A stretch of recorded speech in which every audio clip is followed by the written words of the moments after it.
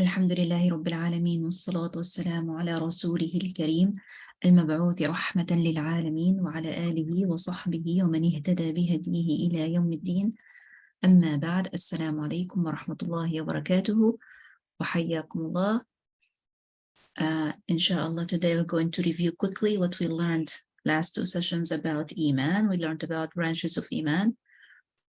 We talked about Umar radiallahu anhu last week as well. So we share the ideas and notes we have, and then we continue learning. Today we're going to learn about three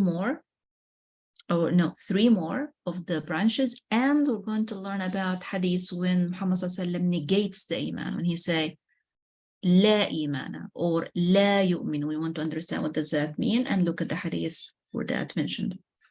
So first, can you help us remembering what branches of Iman we covered so far? What was special about Umar radiallahu anhu? Would you like to participate, please?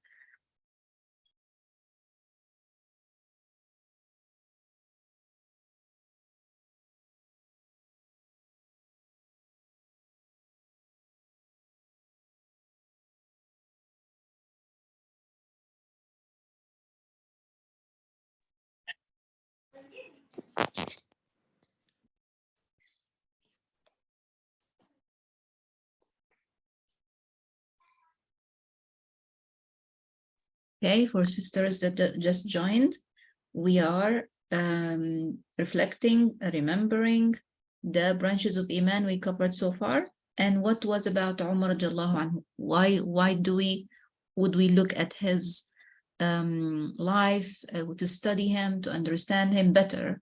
Why would we do that? Can you help me, please? Can you share your ideas?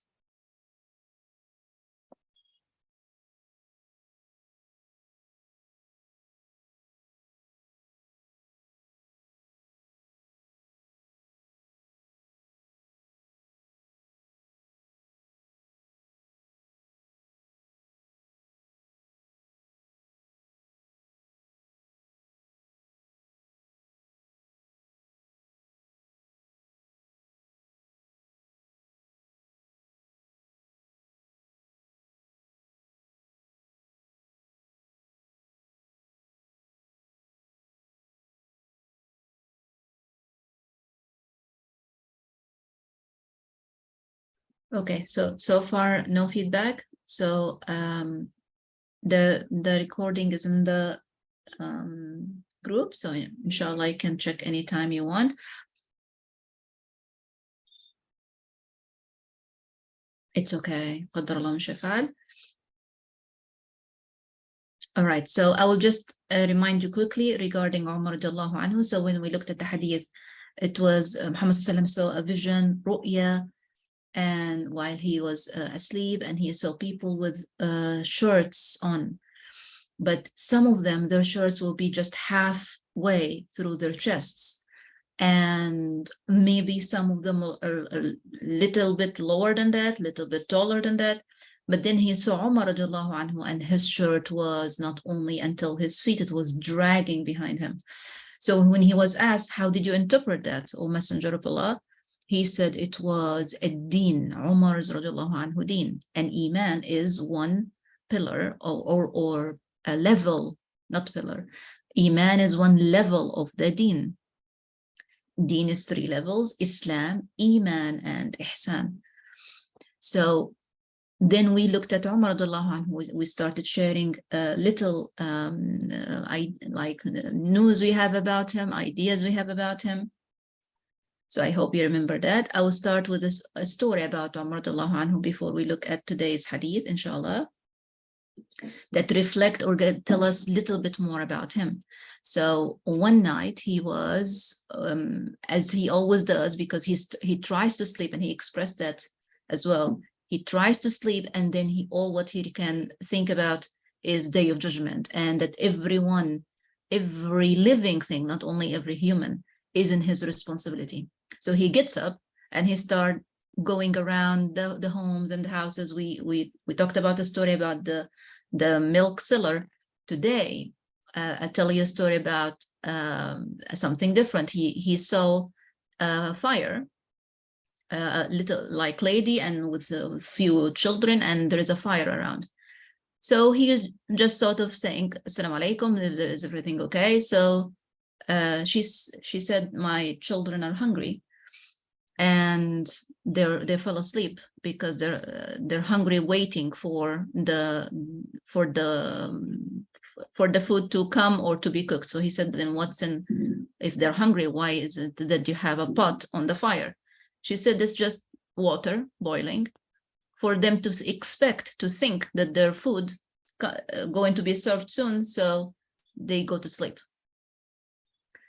And then, so after she said that, she said, "Allahu baynana wa bayna Umar." Allah subhanahu wa ta'ala is between Umar and us, which means she is upset. So Umar anhu tell her, "And how would Umar know about you?" He didn't say that he was Umar.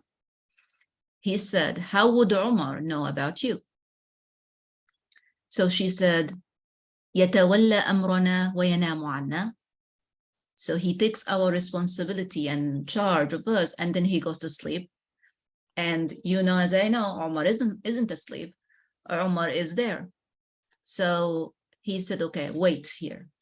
He went rushing to Baytul Mal. So they used to have a bayt, or a little house or a room filled with the zakat, the food wealth that people give if they have crops, if they have yearly zakat, they put in that place. So he went and he picked a sack of flour.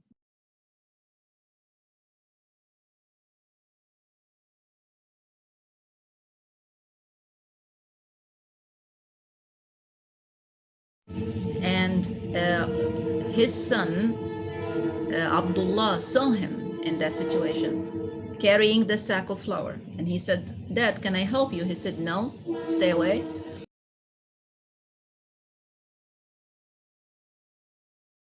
He carried the sack, he went to the lady, he started pouring the flour himself in the pot, and he started cooking a meal himself for the lady and her children, and they woke them up and they served the meal. And then she said, "You are better than him, you are better than Omar, why don't you take the lead?" or something like that. So from this situation, what do we learn? That we can feed our Iman, or our idea or learning or study about Iman.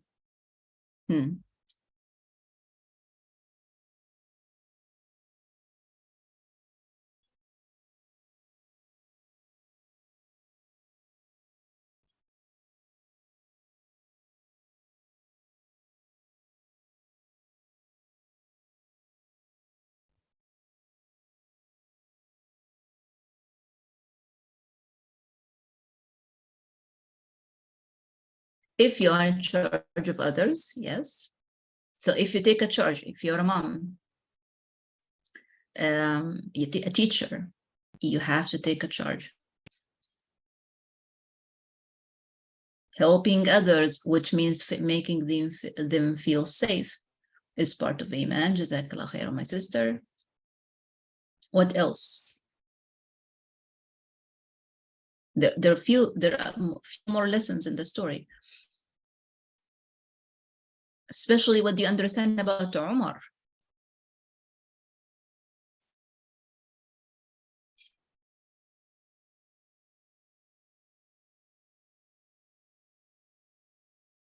He didn't declare himself.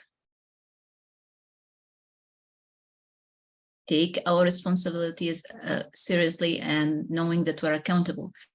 It didn't, for him, what mattered, that he felt, of course, from the situation, that he was not doing his best, although we know that he wasn't even asleep, and he was looking and checking on every other house, but still he didn't reach that lady.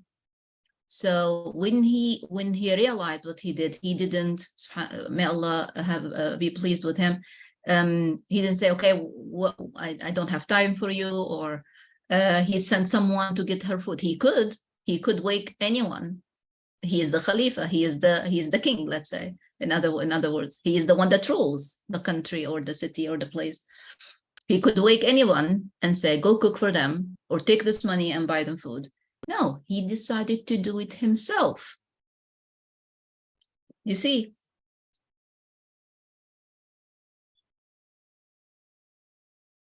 he took ownership of what happened, and he is putting Allah subhanahu wa ta'ala first. It is not that he is a king or he is a khalifa or he rules everyone and his order is obeyed. No, he knows who is above him, Allah subhanahu wa ta'ala. If he is the one in charge, Allah subhanahu wa ta'ala is going to hold him accountable.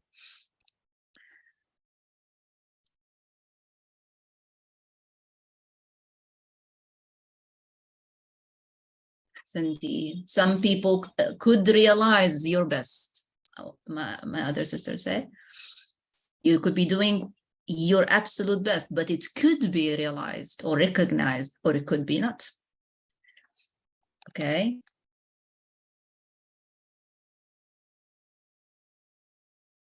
He didn't mention it was him. It doesn't in the story, in serving the lady and satisfy her need. It is not important to mention that he is Omar, because that maybe embarrass the lady, subhanallah, that will put her in an awkward situation. Now she said something wrong about the Khalifa. So he decided to take that off her shoulder. It was enough what she's going through. This is another consideration you have. Jazakumullah khairan. So sometimes people would spot Umar doing this. He would say, Umar, he talked like this about himself. Umar, Amir al-Mu'mineen. And then he would say, Bakhin, Bakh, Bakhin, Bakh in Arabic language, just like say, ho, ho, like you are the Khalifa, you're the king. Ooh, he would say that to himself to humble himself. Like it's a Bakhin, Bakh is a word they say to say, this is great, this is great. But he's saying it to himself to remind himself who he is and who he was, and what is the charge and the responsibility on top of him. He sees the responsibility more than the title or the place, and he's obeyed and has people around. It's not that he sees. Ahsantum. So that is why we need always to go back to Omar, from learning from the hadith we learned last week, together with so many, you could stop at a story or at a saying or word that Omar said and reflect for days, because he was that close to Allah subhanahu wa ta'ala.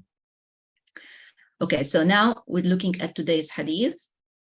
And today's hadith, Muhammad sallallahu alayhi wa sallam said in Sahih al-Bukhari and Muslim. So this riwayah is muttafaqun alayh, means narrated by Bukhari and Muslim.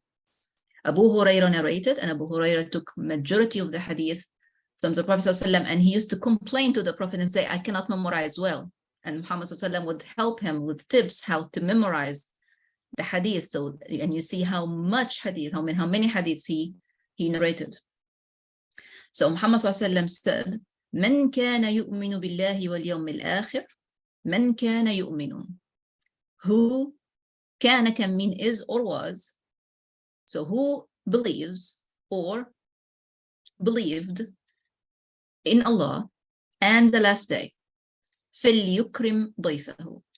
فليكرم ضيفه.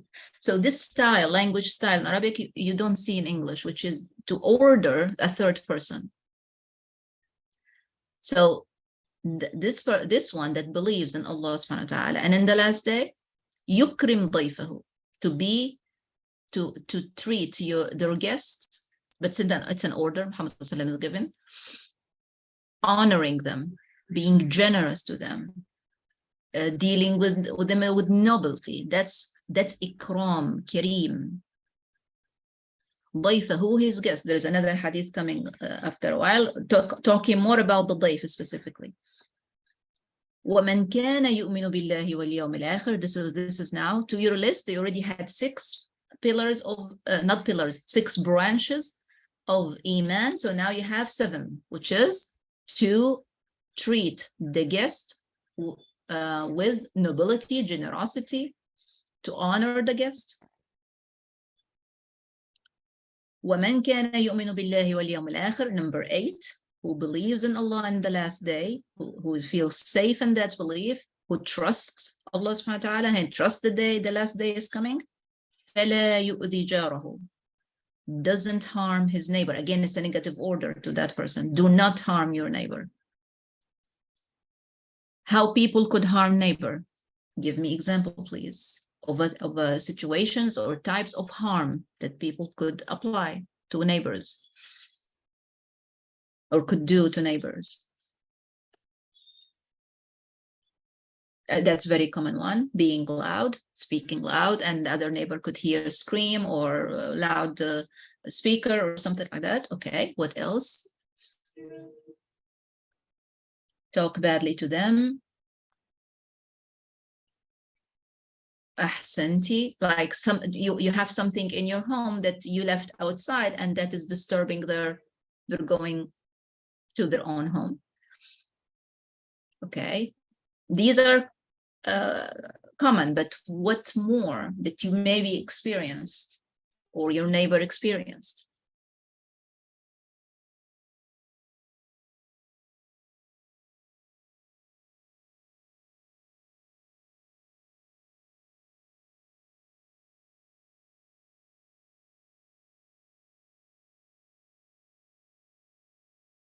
Okay. Okay, having slippery path of water, or okay. Exactly, it could be damaging a property, playing around and breaking a fence, or ahsanti, jazakallahu khairan. Okay, so here this one, because Muhammad sallallahu alaihi wasallam mentioned it in a different hadith. Cooking delicious food, and you know that maybe the neighbor cannot afford it. That can be a harm too. Ahsanti, parking in their driveway, or in your own, but maybe that block there somehow. So you have to be careful where you put the car. So if you're aware that some neighbors around are like hardly meeting their ends and having a big party and food coming in, trays of food, cooking, and without sending over anything, small dishes or a quick meal, that considered to be harm. Muhammad sallallahu alaihi wasallam mentioned it in a hadith.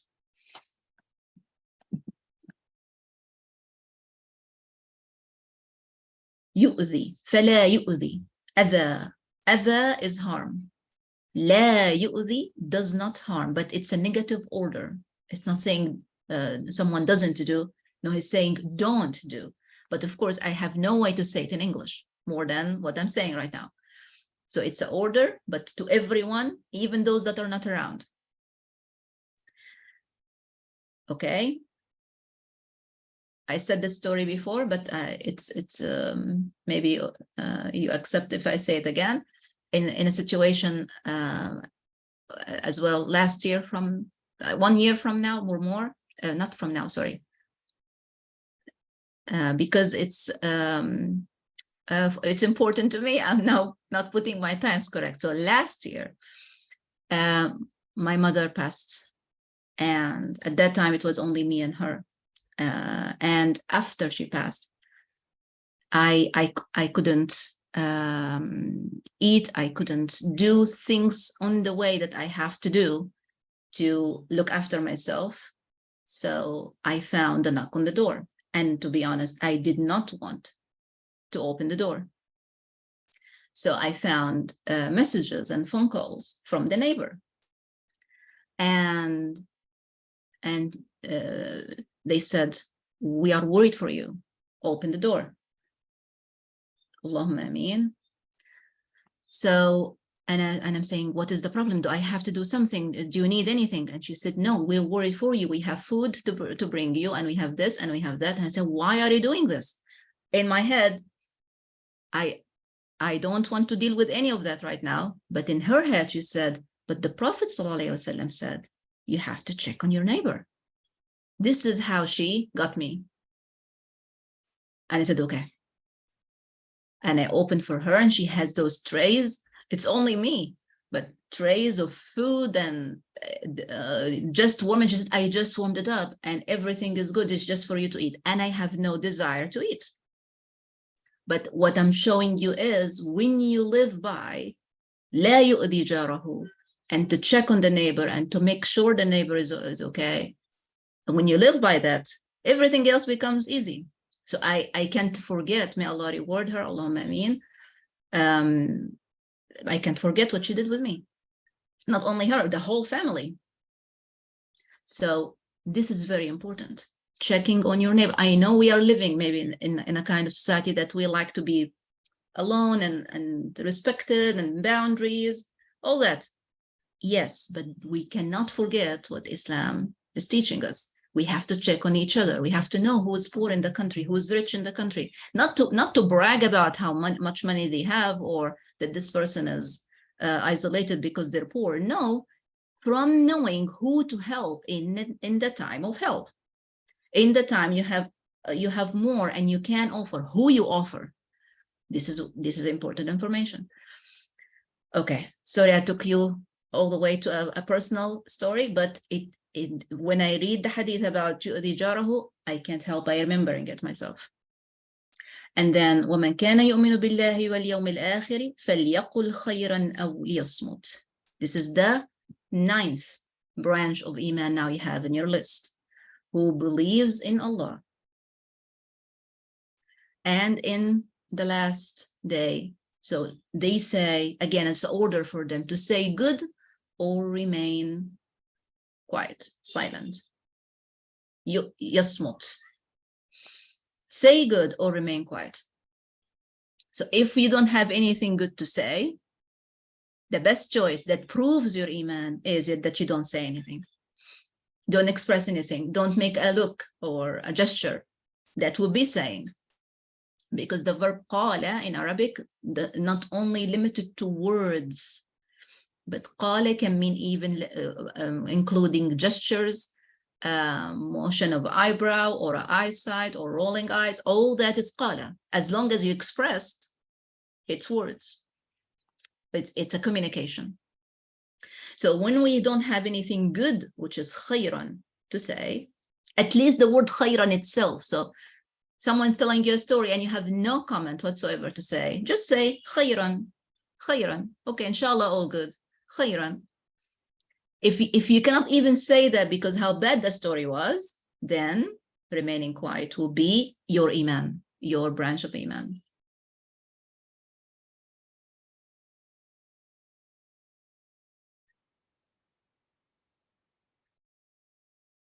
Okay, and in riwayah, Muhammad said, in another riwayah, instead of jar, neighbor, in this riwayah, there is yasil rahimahu, to connect or to join the rahim.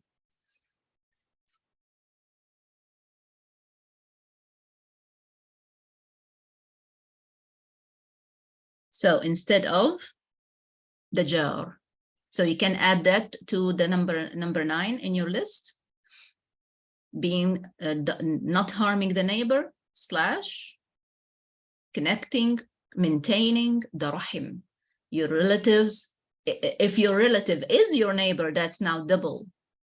Like it could be your in-laws, or it could be extended family, or it could be the actual family, like an auntie or an uncle or a cousin. Or a niece or a nephew that live by.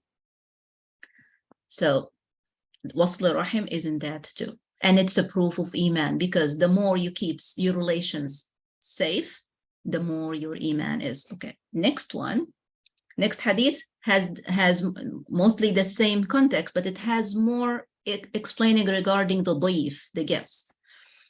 So in here, Muhammad sallallahu is saying, man kana يؤمن بالله واليوم الآخر فليكرم جاره. We already saw this one. to honor the jar instead of not harming the jar in the other hadith. Here is honoring them, treating them with nobility. ومن كان يؤمن بالله واليوم الآخر فليكرم ضيفه جائزته. So here Muhammad ﷺ was more specific about the ضيف. He said, who believes in Allah and in the last day, let them honor their guest, their reward. جائزة. What is the reward of the guest? Do you know that?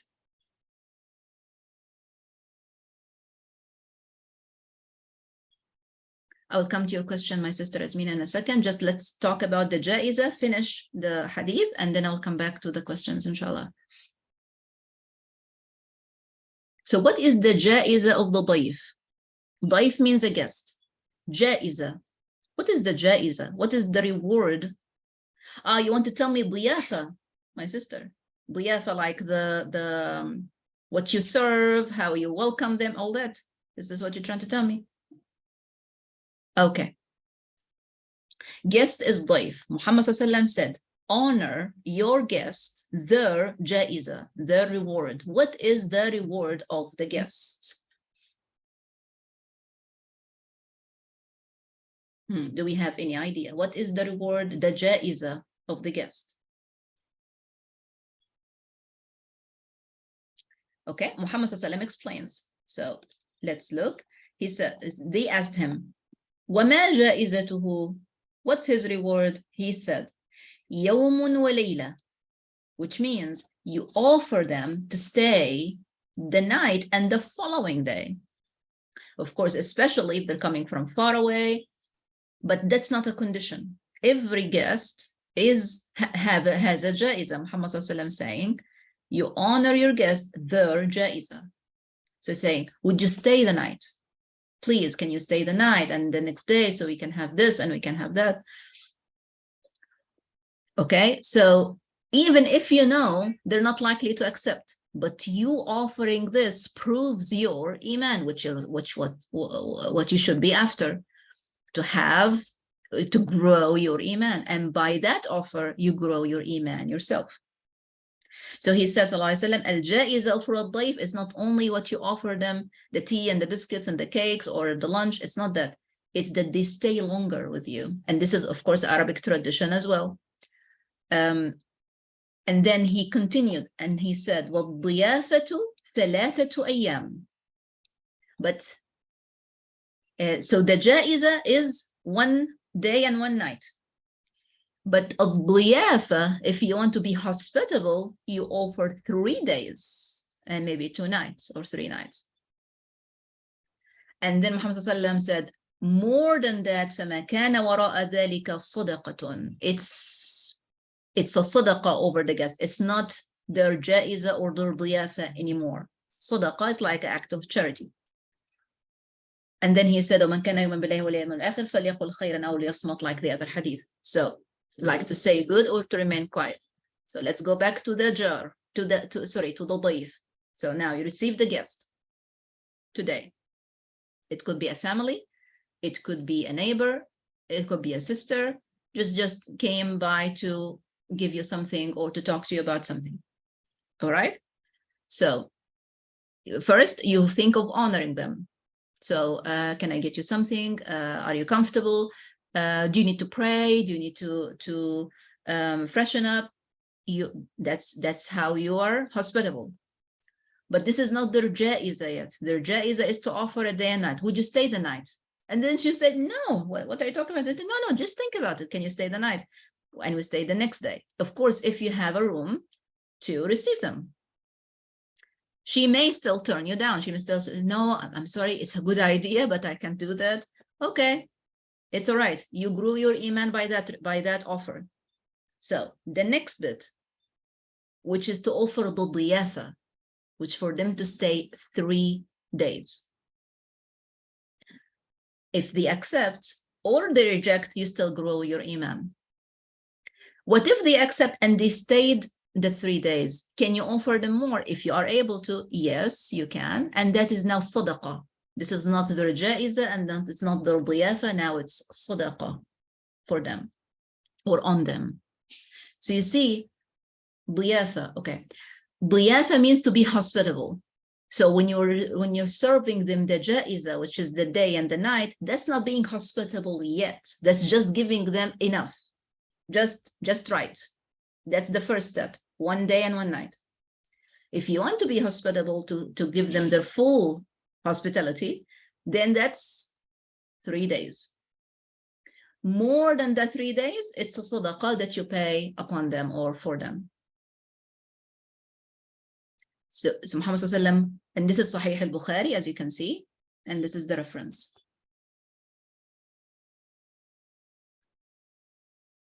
Okay, so now we finished both hadiths. I'll now look quickly at the questions. And if you have more questions, please post.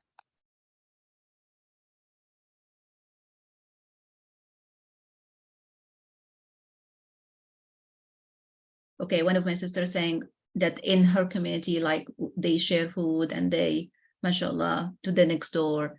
This is, even if you know that the person may have food, but always extra and coming from you, you participated in their meal, you have reward for that, you're being good neighbor, you're growing your Imaan. It's all good if you can.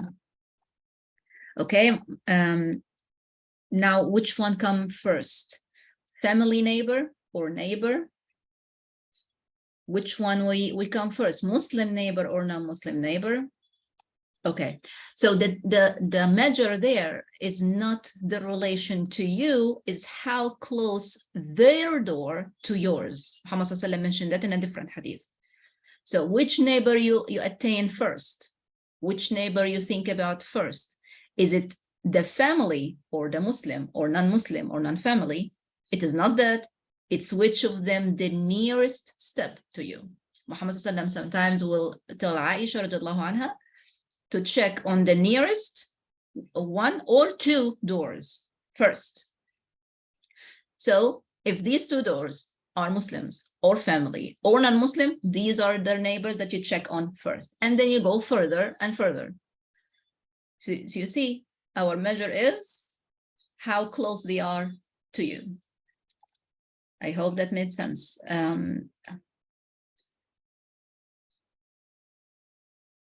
Okay, so my sister Romana, when you said hosting them, getting reward for your kindness, no, it's jaiza doesn't mean reward for your kindness. Jaiza mean their do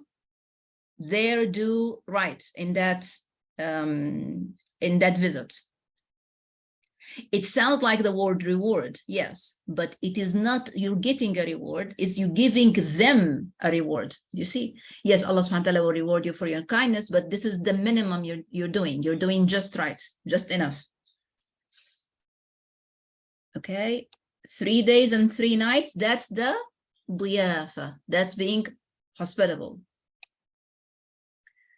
Is the right of the guest 1 night and day? Yes.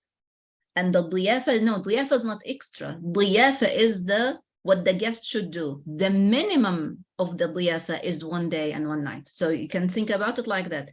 Minimum diyafa, 1 day, 1 night.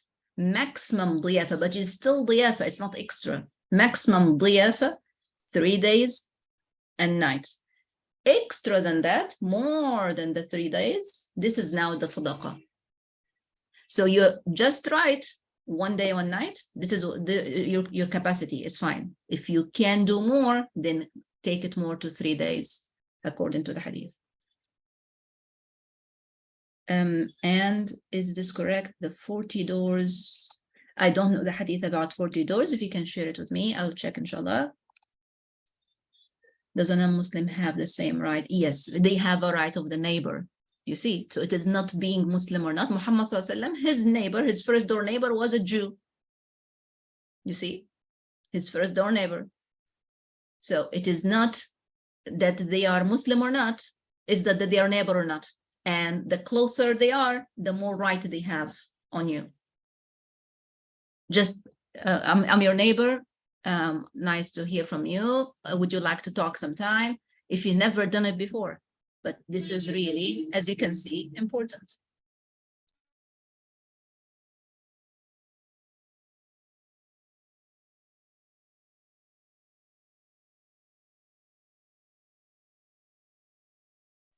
Okay, questions about the hadith? Yes, closest is the priority. Okay, so if they are across the street or if they are closer from one, it's really the closest. So if you know that the one across the street is nearer to you than the one that you would walk along your road, then that will be the closest. Closest in distance, how near they are, how easy it is to get to them, then that will be your first.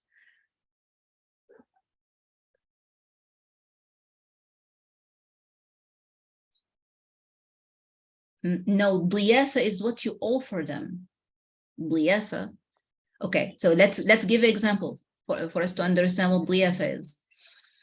So in our culture, we say, okay, we are expecting guests tonight. So this example, you're expecting the guests. You know that your sister is coming over with her friend. Okay, so your sister, two of your nieces, and a friend. You're expecting them. They told you that they're coming, or you invited them over. So when you prepare the ضيافة, in our culture means to prepare what you serve them. So which means you prepare the cake, the drinks, the food. If it's dinner time, then it's dinner. Enough napkins, enough accommodation to help them through the stay. Muhammad ﷺ is adding to that. So it is not only what you offer, food and drinks and so on. No, that you offer your place for them to stay this many days. So now that's now the ضيافة that you are offering to them. Why would you offer them to stay? Because Muhammad ﷺ said, whoever believes, whoever trusts in Allah and the last day, do give your guests their ja'iza. So at least you offer 1 day and 1 night. So you offer the sister and her friend, would you stay the night? Would you stay over for the night? And we're going to have fun and we're going to do that. If you have a place to accommodate them, then do offer. Because that is a grow for your Iman. What if they declined? It's okay. You don't have to insist, but you have to offer. Did I answer the question, my sister Sama?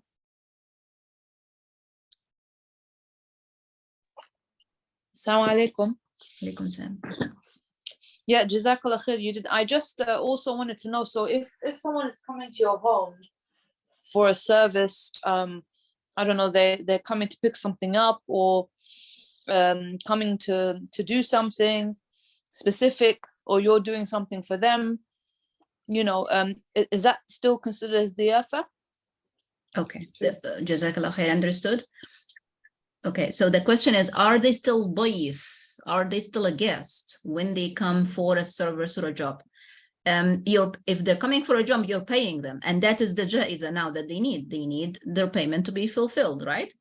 If you are delivering the service, then what you need to do is deliver the service to them complete, which does therefore going to be their ja'iza. So we're talking about a guest that's coming over. He is not or she is not coming for a service, like to fix something in your house or to pick something up, like to deliver it to the mail office or something like that. They are coming maybe to do a job for you, but they have to stay, like you invited them for a conference because they are the speaker in that conference. So now they are your guests. Yes, you're going to pay them at the end, but you can offer their accommodation. Can you stay with me? One or actually more of the most famous da'iyas around the world, they started their journey in Islam through being a guest because they were in a business relationship, and the Muslim family said, would you stay over? So they actually saw them praying, and they actually saw them fasting, and then they start asking questions, you see.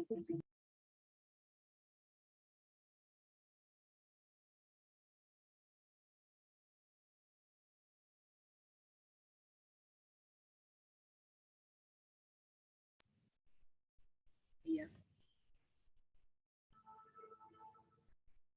Ahsanti, Jazakallah khairan, my sister Fahmi. That's a good reminder for all of us. Now we have 3 minutes, so I don't have the time still. Alhamdulillah, may Allah bless our time. We still covered with the more branches of Iman. So we talk, inshallah, about negating the Iman in the hadith. Muhammad mentioned a few hadith next time. But now I have to give you a situation and see how you think about it. So imagine your husband, your brother, your father calling and saying, I'm bringing guests over to your place. So what you're thinking is Iman. You can say, okay, but you didn't tell me. I'm not prepared. I don't have enough. I need to go to shop. I need. This is one reaction. Panic or not ready. This is one reaction. But if we think Iman, now Allah subhanahu wa ta'ala chose your house. You see, if you think Iman, you will think completely different. Allah subhanahu wa ta'ala chose your house to be the accommodation of these people in the course of the next few hours or day or so, which means Allah subhanahu wa ta'ala will provide for you and you will find the help. So you say, okay, are you going to help me? Can you pick this for me to your husband or to your brother or to your father or to your sister, whoever invited? Are you able to do this? Can you do this with me? Can you do that with me? So accommodate, don't panic. Allah subhanahu wa ta'ala selected this for you, which means it's a lot of good coming to your doorstep. Every person that eat and say, Jazakallah khairan, you're getting a dua. You're getting a reward for offering the food itself. Muhammad said that in a different hadith. As a proof for Iman, he said, تطعم الطعام, feed. That doesn't mean to feed the poor, just to feed, just to offer the food, if it's simple even. So thinking Iman can change how you think about the whole situation. Again, I don't know this hadith, but if you send it to me, I'll check. I don't know about the hadith of the angels will be with the guests. I don't know it, sorry. Subhanallah, ahsanti. Think what is brought to you, not who is bringing it to you. So don't get upset at your husband or at your brother. Are you surprising me with things? What am I going to do now? No, it's not me. Go to the other sister. Don't do that. Don't refuse. Accept, welcome, submit, and grow your Iman in the process.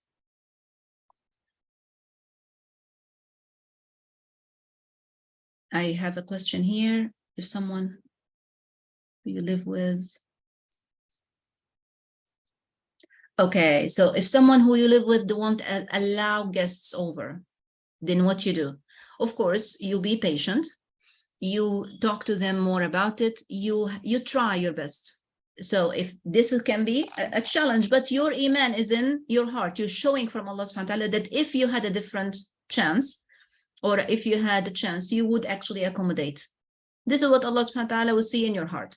If you're stopped by someone, it's their responsibility in front of Allah subhanahu wa ta'ala to handle, not yours.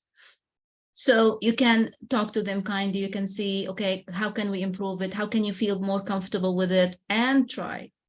So all what you have to do is try. Jazakallah khairan, my dear sisters. Barakallah feekum. Inshallah, we continue next week. Allahumma inna nas'aluka al-jannata wa ma qarraba ilayha min qawlin wa amal wa na'udhu bika min an-nar wa ma qarraba ilayha min qawlin wa amal. Have a good week, inshallah. Assalamu alaikum wa rahmatullahi wa barakatuh.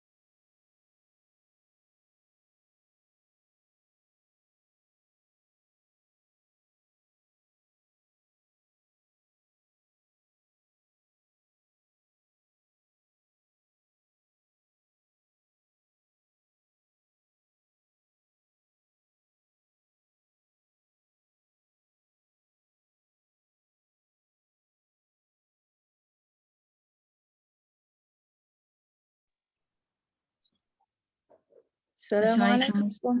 وعليكم عليكم. السلام وبركاته. I'll just pause the recording 1 second, please.